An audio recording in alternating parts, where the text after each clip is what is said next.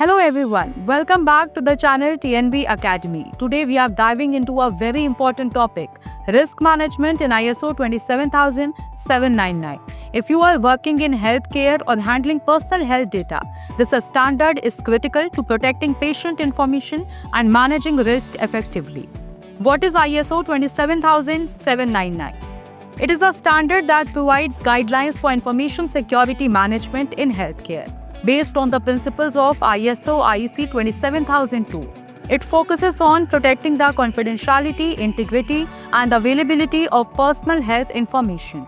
In simple words, it helps health organizations implement strong information security systems, especially when dealing with sensitive patient data. What is risk management? Now let's talk about the risk management. Risk management is the process of identifying, assessing, and controlling threats to an organization's information assets.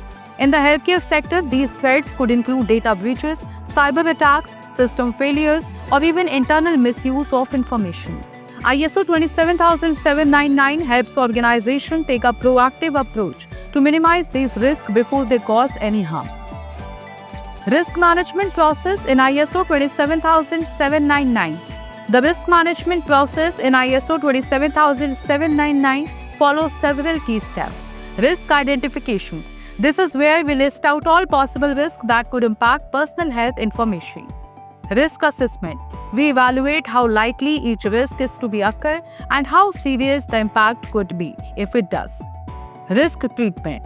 Here we decide how to handle each risk, whether to reduce it, avoid it, transfer it, or accept it. Implementation of controls. Based on ISO 27002, specific security controls are applied to reduce or manage the identified risk.